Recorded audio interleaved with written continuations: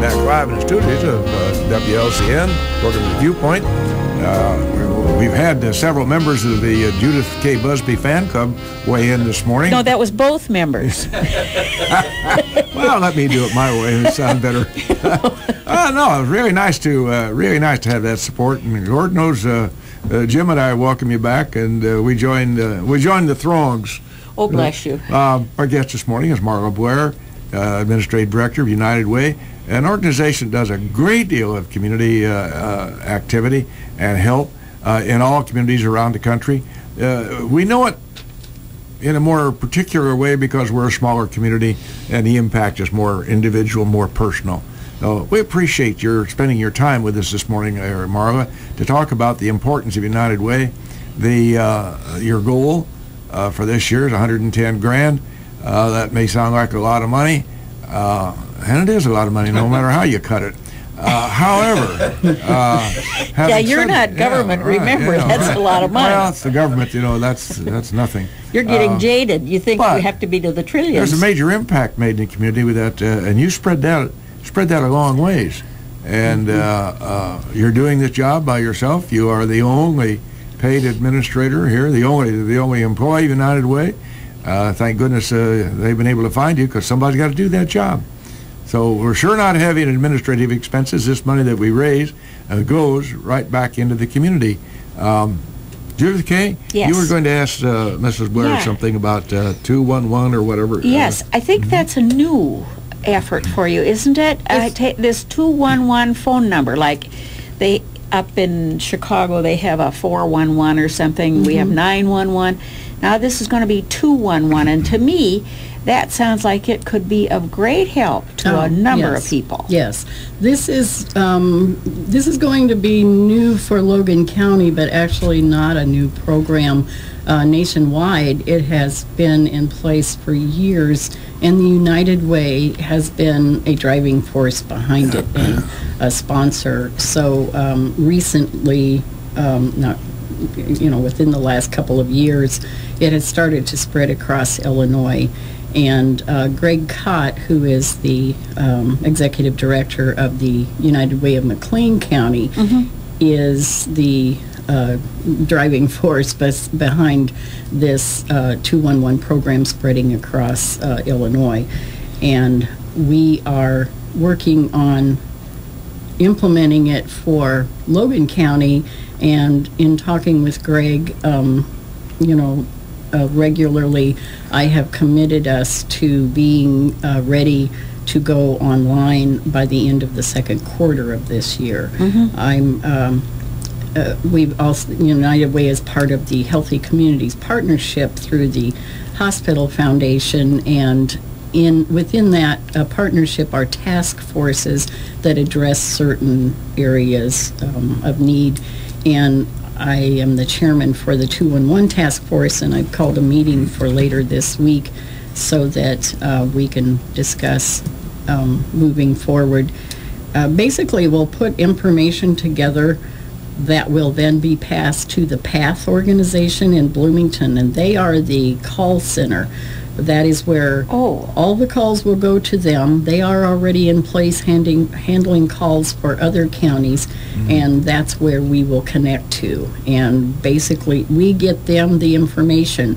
Schools, churches, health centers, hospitals, anything that people may need other than an emergency. The 911 center here in the county gets amazing calls about where something is and how you do something, and they have to go, it's not us, you don't, but they will be able to call 211, and part of the it'll be a resource center. Well, tell me now, if I punch 211 on my telephone, what sort of questions could I ask them? What areas are they active in? It will cover, I want to say everything. If you have a question about where can I go to get, I'm new to town, where do I find a new doctor? Where is, do we have any specialists in town? The schools. You know, where's the high school? Is there a high school here in town? Or I'm in the county, you know, I'm in an outlying town. You know, what are the schools here? Well, what about, let's talk about anything. school for just 1/2 second here. Tomorrow, we're supposed to get a tad of snow.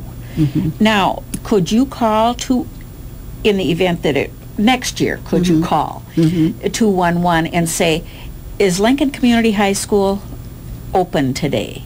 Or is District 27 open today? Could you call with questions like that, for instance, in the event that there's a storm? I'm not sure that they will be, and that's a good question, and I'll have to find out, you know, if they get that specific.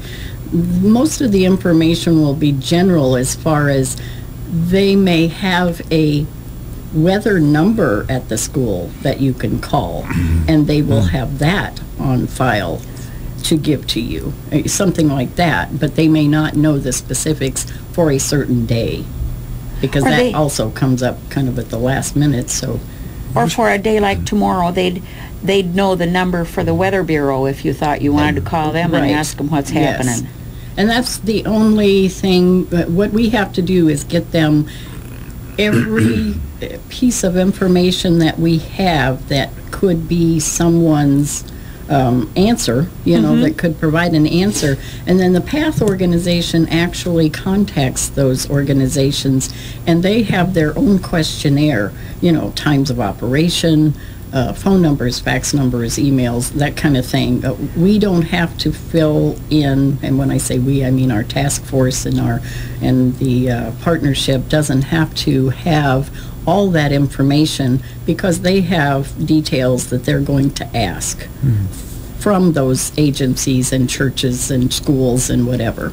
Is this service now activated, 211? It's activated in other counties, but not for us specifically. I'd never heard of that. Jim, have you ever heard of that? That's all new to me. Well, and that's why our task force is going to start meeting more often, so that we can market it and start talking about it in, you know, at different organizations, and getting, and the 211 system provides little business card sized informational material, so that we can hand those out, so people have got it in front of them. They can put it by their phone, carry it in their wallet, whatever, and they will not forget what that 211 is about. I see a problem with that, Judith K. Some dingbat sure going to call up and say, how long do I boil my egg to get it hard? Yeah. Well, they might. Well, they might know, too. Well, they could be referred to, you know, Julia Child. Well, to the extension office or something like that, I guess. But you mentioned, I thought I heard you mention PATH.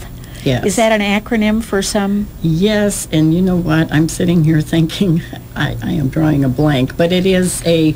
We do that a lot up here. It's okay. Okay. You be comfortable. No penalty Just for be that. comfortable with that. You know, and I apologize, because I should know that. No. But if you... PATH is an organization that's actually been in place for years in Bloomington, and they handle resource information and are a resource center.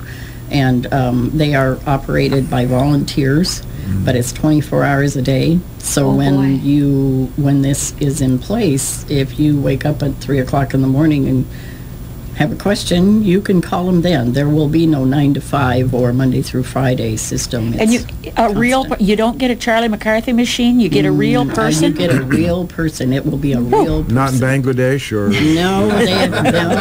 It will be a real person in Bloomington, and they will understand that you are calling from, you know, somewhere in Illinois. Marla, on your notes, you mentioned the acronym TOUCH, and that says teaching others using chemicals. You teaching others using chemicals hurts. Now, is that coming to your purveyance too? This sort of education? You mentioned that in your notes, and that's why I wanted to bring that to the front. Well, the TOUCH organization is is headquartered in Lincoln, and addresses anti-substance abuse programs for children. Like DARE? Yes, DARE is one of their partners. Is it just for children? Purview is what I meant to say a minute ago. No. Oh. Yeah. Which I word was did left you field use? somewhere. I used another word. I meant the word purview. But that happens when you get old and slip. Well, like when that. you mean purview, don't say oatmeal. Define your terms. But you have an impact that way.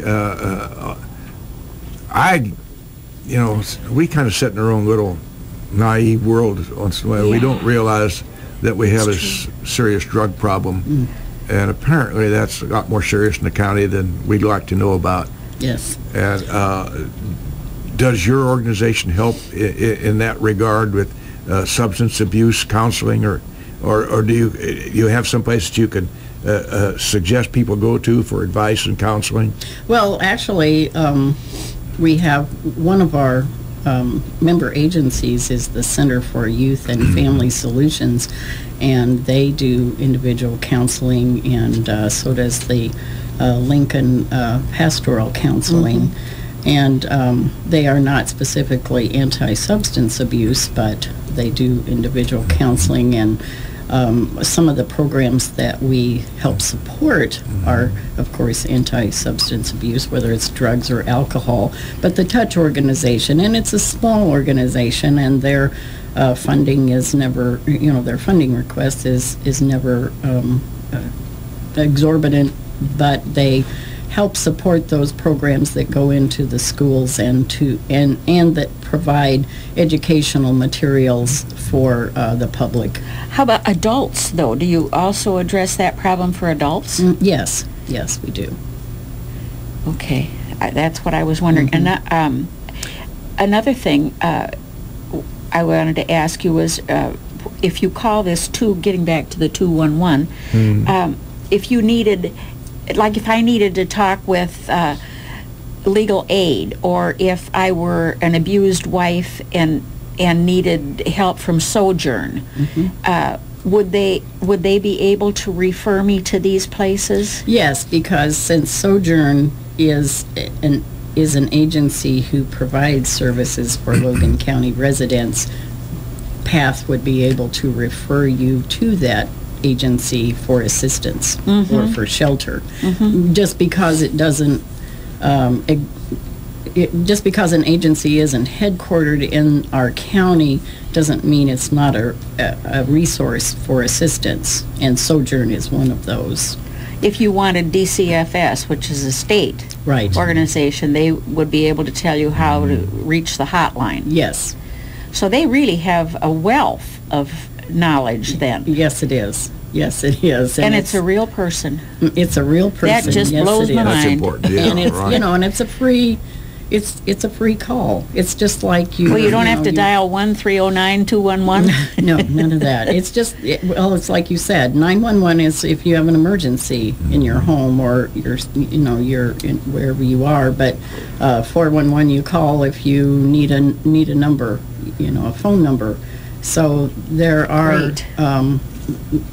So people are familiar with that process.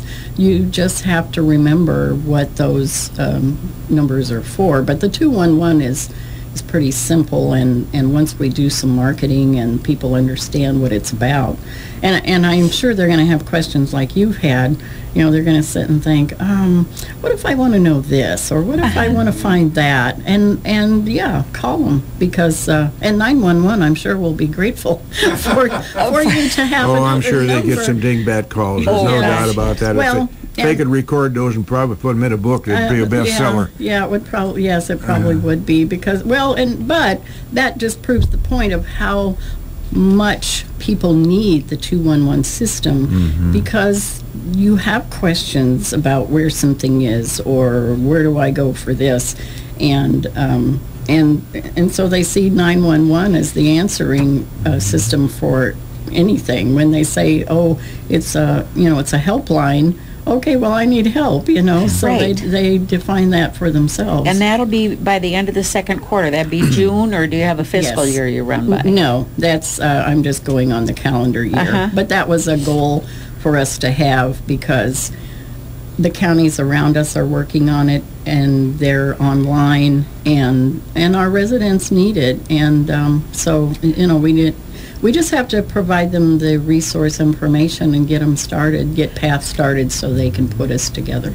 Well, but now, there must be a fee for this. They can't hire people to do this for nothing. Right. Every agency, every United Way Entity. has a fee that they will be expected to cover for on a yearly basis, but it will be paid monthly.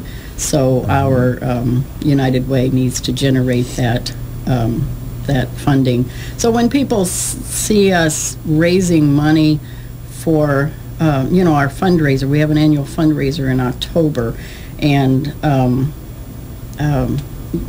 or we may do another fundraiser and generate funds specifically for the 211 because that is separate from our funding that we will be collecting for our agencies. And people need to look at not-for-profits like United Way and even Community Action, any of them.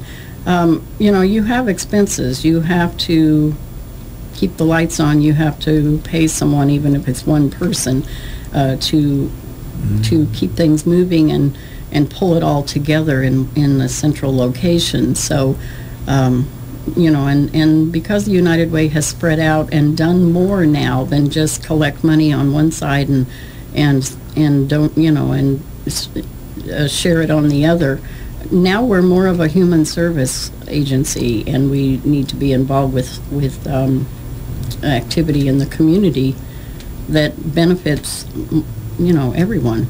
So the 211 is something that we will have to fund, and hopefully the community will get behind us and help us with that and see the value of the system.